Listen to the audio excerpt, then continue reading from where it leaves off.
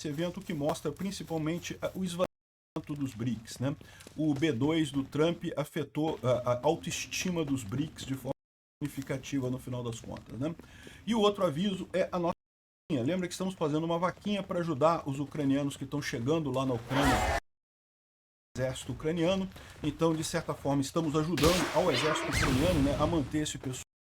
Tem nesse momento cerca de 60 brasileiros aguardando o trâmite da para entrarem para o exército. Evidentemente, eles entram para o exército lá as necessidades deles, mas nesse meio sempre falta alguma coisa, sempre a gente tem levantado essa grana para ajudar. O Alex Silva conseguiu um local para os brasileiros ficarem em Kiev, então não paga passagem para ninguém, a gente não ajuda a chegar lá, até porque isso é uma guerra, então quem tem que estar realmente com disposição de ir para lá para participar disso, né?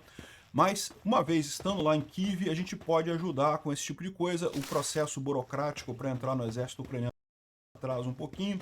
Eles fazem uma visão de antecedentes e coisa e tal muito rigorosa, então às vezes demora um pouquinho. E, enquanto isso, o pessoal tem onde ficar, pelo menos tem onde ficar lá em Kiev até assinar. E, bom, a rifa já está 1/3. Se você puder ajudar, obrigado a todo mundo que já comprou aqui a nossa rifa. Quem puder ajudar, por favor, não deixem de ajudar para a gente fazer essa ajuda, né? Tem uma thread no Twitter em que os prêmios aqui são prêmios simbólicos, absolutamente valoroso aqui, valioso, mas é um tokenzinho feito pelos ucranianos com aço de um Su-30 derrubado em Bakhmut.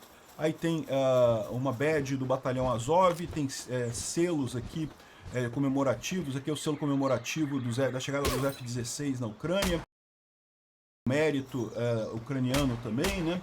Então tem uma série de badges aqui de outras unidades ucranianas. Então é isso que vai ser sorteado aqui. São 10 prêmios no total que serão sorteados no dia 5 de julho, que é quando termina a nossa rifa. Mais uma vez, muito obrigado a todo mundo que já contribuiu, e se você puder contribuir, por favor, clique nos links que vão estar na descrição aqui do vídeo, né? Bom, de ontem para hoje, um dia morno, né? 41 drones contra a Ucrânia, o que é um número bem pequeno se você considerar a média dos últimos dias. Aí a Ucrânia tem enfrentado ataques de 400 drones russos num dia só. Ontem foram só 41. É lógico, isso não quer dizer ainda. A Ucrânia tem feito ataques contra as fábricas de drones russas e certamente isso vai impactar a produção de drones russos, mas ainda não é isso, tá? Isso daqui é alguma escolha estratégica dos russos de segurar os drones para fazer grandes ataques em outros dias. Mas em algum momento no futuro, sim, a Rússia vai ter dificuldade de produzir drones, vai acabar diminuindo os ataques de drones contra a Ucrânia, né? A Ucrânia fez mais ataques contra a Rússia no Oblast de Moscou, tá? E o aeroporto de Vnukovo, que é um dos principais aeroportos lá da Rússia, teve que suspender operações e coisa e tal, e tá aqui os drones ucranianos lá em Moscou mostrando para os russos que eles estão nessa guerra também, né?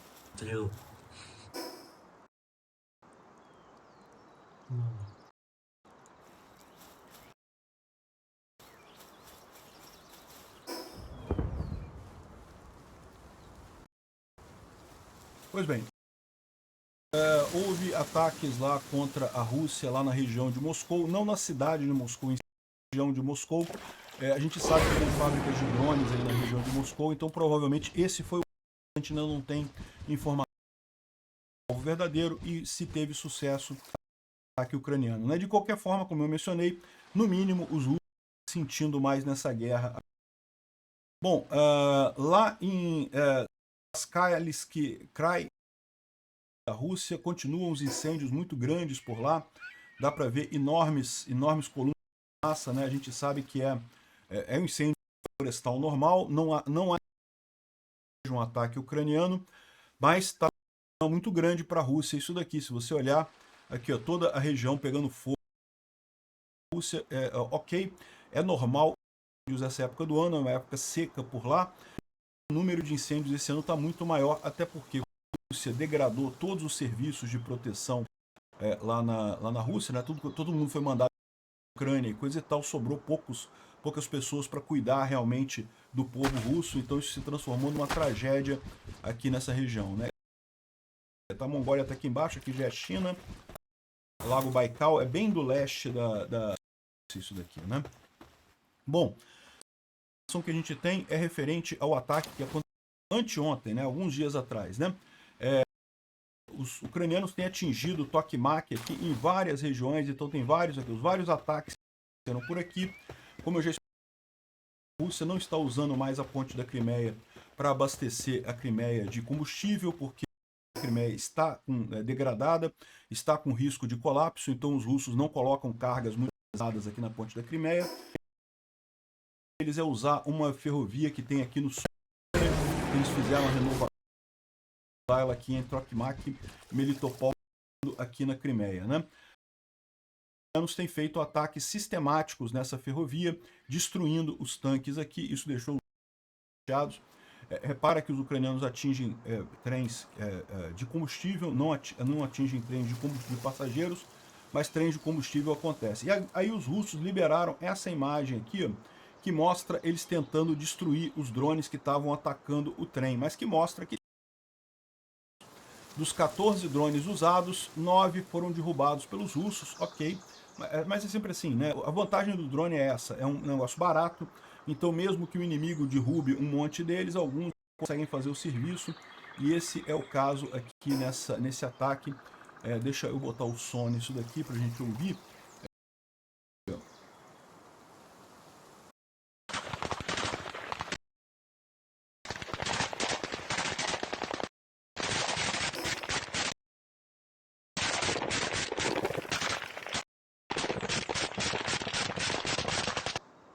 E aqui dá para ver aqui no fundo, né? Os russos tentando derrubar drones na base da metralhadora. É uma maneira altamente inefetiva de fazer isso. Até funciona, até pode ser que você consiga derrubar os drones dessa forma, mas é muito efetivo isso, né? Os ucranianos têm mecanismos muito mais avançados para isso, particularmente o Gepard, que é uma arma alemã que faz todo esse basicamente a mesma coisa que o cara está fazendo aqui, metralhando o drone, só que faz isso automatizado, ou seja, o calcula onde está o drone, coisa e tal, e atira na região correta, então e lança também uma rajada muito mais consistente, né, uma rajada muito mais forte, e são 4 metralhadoras em conjunto, então acaba sendo muito mais efetivo que isso daqui, né?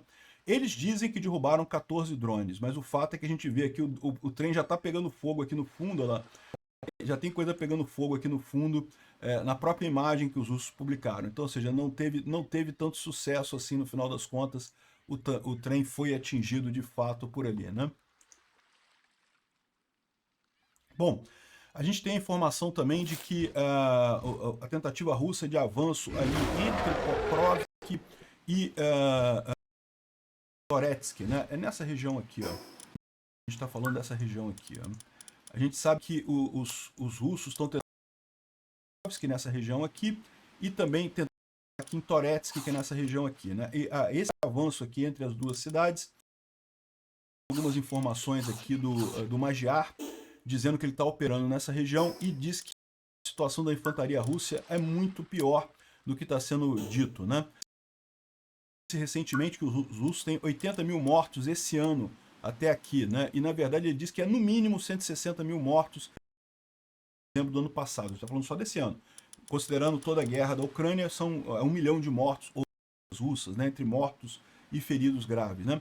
Esse ano só de mortos 60 mil, e ele dá a indicação exatamente da área aqui, mostrando como é que, né, os russos estão avançando, estão parando no que tem aqui, ó. Os ucranianos estão correndo de propósito, esse rio vai ser a barreira natural e os russos, número por aqui, as forças russas avançam apenas levemente ali na direção de que os ucranianos recuaram para trás do Mokry e Ali, e isso é justamente a ideia, oferecem resistência para matar muito russo, em pontos onde tem uma defesa mais sólida, e assim conseguem destruir os russos com grande facilidade, né? Aí tem um monte de imagens aqui que ele mostra para explicar exatamente o grau de problema dos russos ali, o quanto os russos acabam sendo mortos nessa região com muita facilidade. Tem um monte de informações de geolocalização aqui, mostrando a destruição do pessoal, né?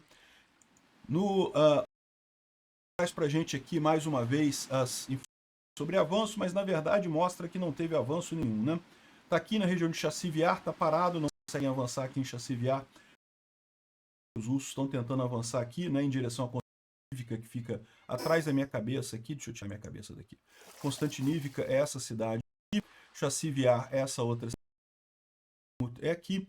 Bakhmut, os russos tomaram em 2024, no início de 2024.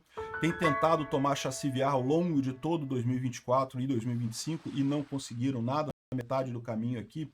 E estão morrendo em grandes aqui e não chegaram nem em Constantinívica, né? Bom, de ontem para hoje, por aqui. Aqui também, um pouco mais abaixo, que também você pode ver, que nada mudou de ontem para hoje. Aqui é mais abaixo, em Pokrovsk, também avanço russo por aqui. E finalmente, aqui em alto, tá vendo? Justamente entre Toretsk e Pokrovsk, né? E teve um pequeno avanço russo aqui, mas não houve nenhuma mudança significativa. Os ucranianos estão se valendo do rio aqui para fazer justamente parar os russos aqui, né? Ou seja, a estratégia é a estratégia de defesa ativa, ou seja, os russos podem até avançar um pouquinho devagarzinho, mas sofrem muitas perdas nesse processo, né? Bom, e aqui mais abaixo é em... aqui é e Kursk, né? Então é mais em cima, né? E mais uma vez vocês podem ver que parou totalmente o avanço russo aqui, tentando avançar, tá? Os russos têm grande expectativa de conseguir chegar e não estão conseguindo passar nem do aqui da Ucrânia e mais uma vez os números, né? Bom, por falar de Rússia, a gente teve um caso aqui que chamou a atenção de uma armadilha contra um ucraniano, que foi uma agente russa infiltrada. Isso daqui acho que foi em Kiev. A Guarda Nacional quase morreu por causa de uma sabotadora no Tinder. O cara tá aqui, marcou um encontro com a moça, né? Aí a moça falou, não, peraí que eu tô terminando de me maquiar. Pega meu apartamento que tá na minha na minha moto aqui, que eu vou e sobe aqui pro meu apartamento e encontro aqui, né? Só que olhou, não, está estranho, né? E saiu dali, ó. E olha, em seguida a moto da mulher explodiu, ou seja, evidentemente era uma armadilha. Ela estava esperando que chegasse perto ali para pegar a chave para explodir a coisa e matar o cara. Como ela viu que o cara não ia chegar, ela mandou imediatamente explodindo, mas não pegou o cara, não conseguiu matar o cara, porque o cara foi esperto, né? Fiquem espertos, meninos. Esse negócio de Tinder é um perigo esse daí, né? E o pior, olha só, a moça feia pra caralho, gordola pra cacete, né?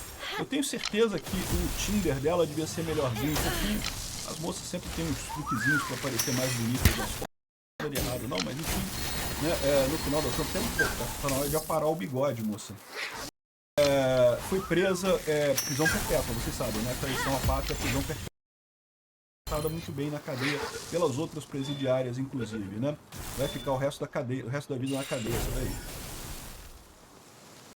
O Instituto para o Estudo da Guerra da OTAN e realmente teve uma mudança de postura impressionante. Vamos ver se isso se reflete em ações práticas. No discurso, mostrou muito amigo da OTAN, querendo reaproximar dos países da OTAN e coisa e tal, inclusive da Ucrânia. E vamos entender essa mudança aí. Será que a estratégia funcionou, né? A gente falou no último vídeo que a OTAN e o próprio Zelensky decidiram adotar uma estratégia de bajulação do Trump. É isso que o Trump quer, gosta de ser bajulado. Bajula, não tem problema não. Né? Vamos dar um jeito, né? E parece que funcionou, né? A gente vai falar sobre isso daqui a pouquinho. Antes disso, deixa a gente só falar sobre o pessimismo na economia russa, tá? Os russos estão criticando muito o que está acontecendo lá, a economia está indo para o buraco rápido, as tarifas de utilidades, né, que eles chamam, a conta de água, luz, esgoto, as contas que você paga subiram 11%, 12% na Rússia, e a Rússia está perto de uma recessão.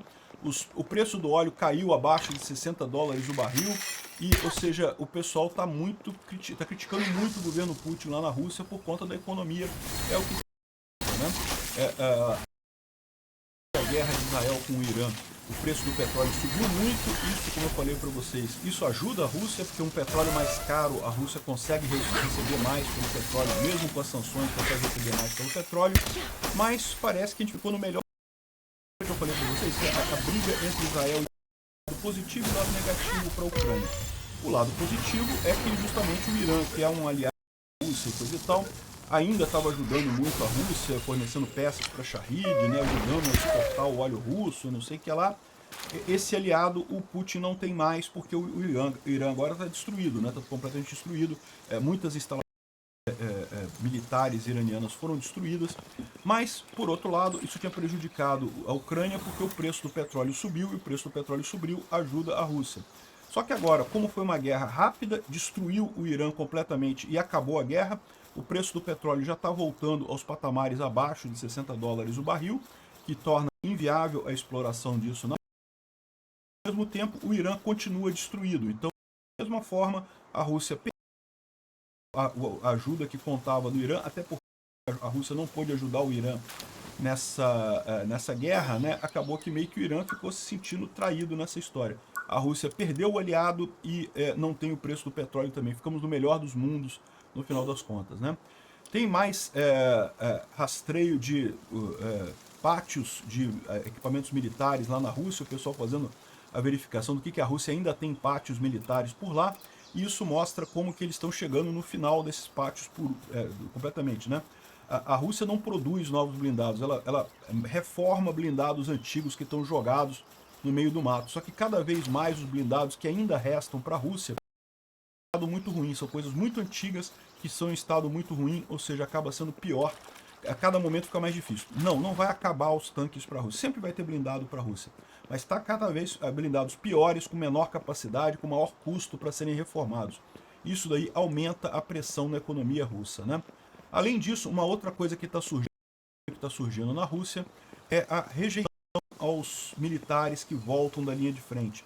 Os militares que voltam da linha de frente de um monte de coisa, de estupros, de serem violentos, que é lá, PTSD, que é o transtorno de estresse pós-traumático, né? É um sintoma que é muito comum entre soldados e particularmente nos soldados russos, uma vez que eles são expostos a ondas de sangue, aqueles ataques suicidas e coisa e tal, acaba sendo uma coisa muito crítica, e daí quando eles voltam para casa e tentam retornar à vida normal, eles simplesmente, os empregadores não querem esse pessoal, que são todas pessoas quebradas na visão deles, né? Os veteranos que participaram da invasão da Ucrânia estão tendo dificuldades em conseguir empregos, eles têm que esconder que são militares para tentar conseguir qualquer emprego lá na Rússia. Isso é mais um ponto que reforça o problema econômico da Rússia. Esse tipo de problema aflige os ucranianos, de certa forma, sim, né? Os soldados ucranianos, depois de participar de uma guerra, podem ter também PTSD. É um sintoma comum entre pessoas que participam de guerras, mas lembra, os ucranianos de forma muito mais humana do que os russos. Não é perfeito, não estou dizendo que é perfeito, toda guerra é traumática, todo mundo numa guerra é estresse, mas é muito menos os russos no caso da Ucrânia, né? No final das contas, a OTAN sugeriu uma reunião que a gente vai falar sobre daqui a pouquinho, consegue manter a guerra até 2027. Eu não acredito, eu acho que a OTAN falou isso, que quer convencer o Trump a entrar, a ajudar a Ucrânia, agora que o Trump perdeu, né, agora que entrou a cabecinha, né, entrou na guerra lá do Irã, vamos entrar na guerra também, vamos começar a ajudar a Ucrânia também, eu tenho certeza que o Trump vai acabar chegando nesse ponto. Então estão dizendo sobre que a Rússia conseguiria manter essa guerra até 2027, a gente sabe que não. Falam que 2025 é o último ano dessa guerra, ela não consegue manter essa guerra, né? E o principal é que justamente as reservas de equipamento ainda existem, as reservas enormes, mas como eu falei, cada vez mais velhos, mais antigos, mais danificados, fica cada vez mais caro reforçar isso daí. E além disso você tem custo para fazer isso que piora a situação de guerra. É uma coisa muito que o governo passa a mandar as empresas fazerem coisas assim de forma certa, ou seja, não tem mais mercado, o governo manda, você é obrigado a produzir aquela coisa, só que isso só funciona durante um tempo. Depois de um tempo você começa a quebrar a empresa. Recentemente uma empresa de chips na região de Moscou fechou as portas simplesmente porque faliu, não tem dinheiro para pagar os funcionários e porque o Putin não está pagando. Como você não tem mais uma economia de mercado, a empresa ela não tinha opção que não continuar produzindo mesmo do governo russo, só que chega uma hora que a empresa quebra, ela não tem mais é o risco da economia de guerra. Ela funciona bem tempo. E depois disso é uma tragédia completa. Bom, vamos falar então sobre o encontro da OTAN. A gente já falou um pouco sobre isso ontem, mas hoje a gente tem mais informações e particularmente o discurso do Trump, né, que teve uma mudança considerável de posição aqui. No final do encontro teve um jantar oferecido pelo rei lá, William, a máxima lá da Holanda. De novo, a Holanda era uma monarquia, mas aparentemente é. E, enfim, o Putin fez depois uma declaração para a imprensa que eu julguei muito positiva, tá? E, aliás, essa é a visão de muita gente. O Trump disse que saiu da OTAN se sentindo um pouco diferente, vendo que os aliados realmente amam seus países, estão fazendo o melhor pelos seus países, o que em termos MAGA é um elogio muito forte, coisa e tal. Ele disse o seguinte: eu vim para esse encontro apenas porque era algo que eu tinha que fazer.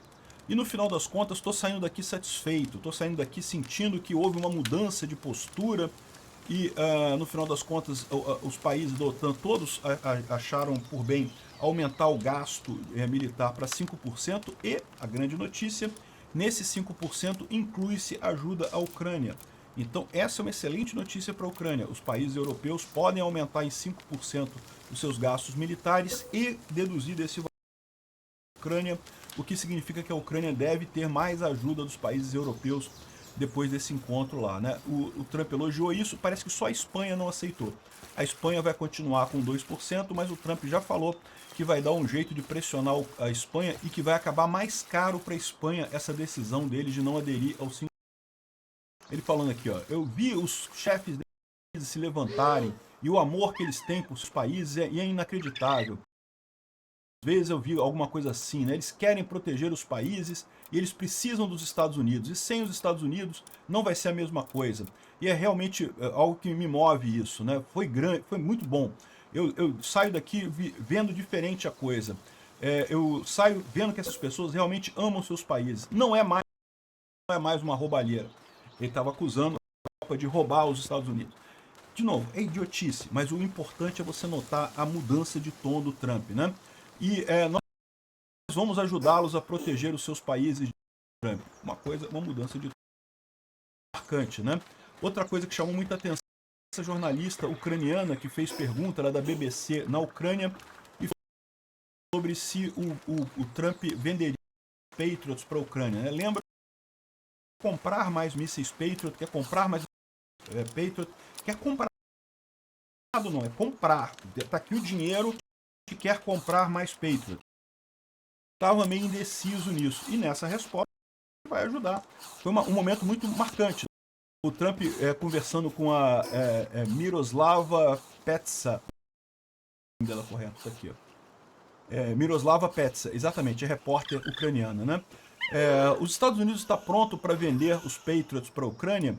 E aí o Trump perguntou: você mora na Ucrânia? Ela falou: não, o diálogo foi maior do que esse. Tá? Ela falou que mora em Varsóvia, mas o marido dela continua na Ucrânia. E aí ele perguntou: seu marido é um soldado? Sim, ele é um militar. Poxa, isso deve ser difícil, né? Não, nós vamos ver se a gente consegue vender alguns Patriots para a Ucrânia. Vamos tornar disponível alguns Patriots para a Ucrânia. Uma mudança de tom do Trump, assim, fantástica, né? É realmente uma coisa muito bacana. Tomara que ele realmente que ele venda os Patriots para a Ucrânia. A Ucrânia está precisando se proteger, né? E é defensivo.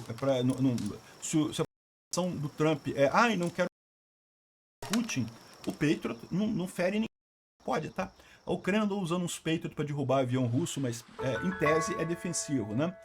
Bom, o Zelensky falou que teve um encontro com o Putin, que foi muito bom, nós conversamos com os importantes, eu agradeço ao presidente dos Estados Unidos, discutimos como chegar à paz real e falamos sobre como proteger as pessoas.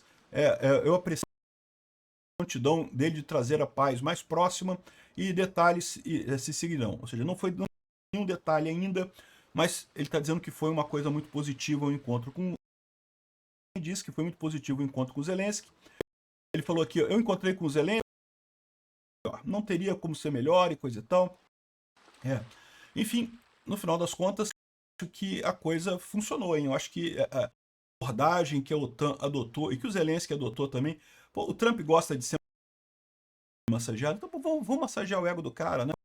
faz aí, promete as coisas. O Mark Rutte chamando o cara de...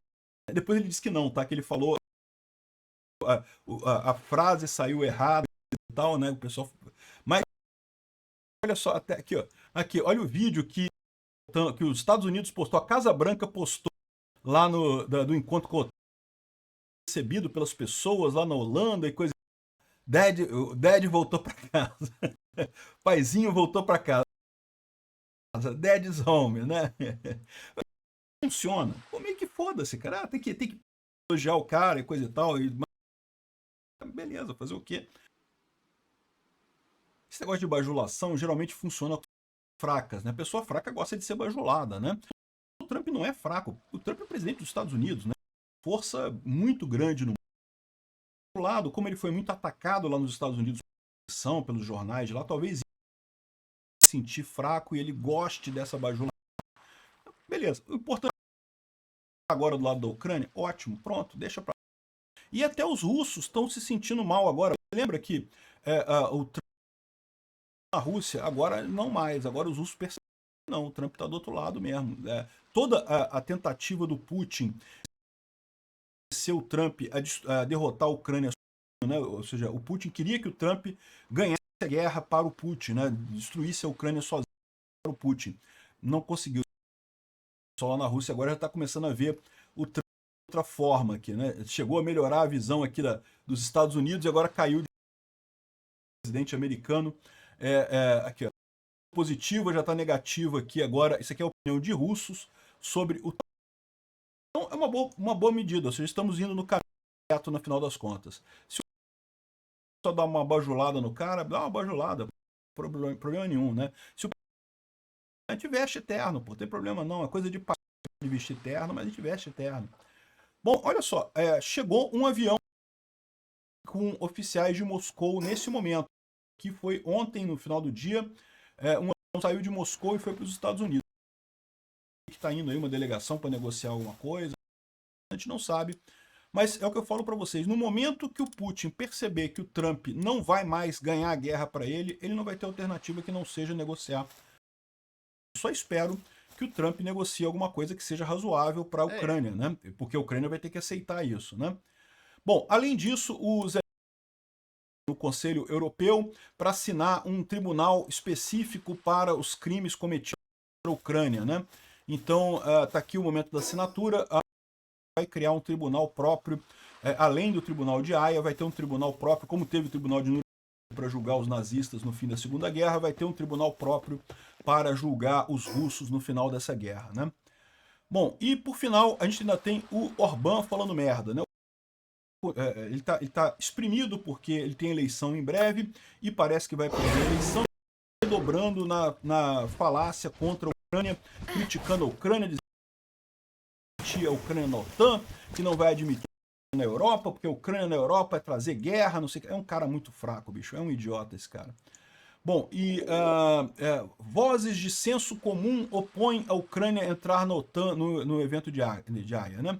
E, de novo, é o que eu falo para vocês, a minha questão da Ucrânia não entrar na OTAN não é nem se vai entrar ou se não vai entrar, porque eu acho que a Ucrânia hoje em dia tem uma força mais capaz contra a Rússia do que a própria OTAN no final das contas, né?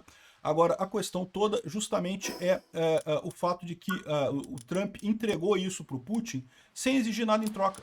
Exige alguma coisa em troca, né? Negocia alguma coisa, né?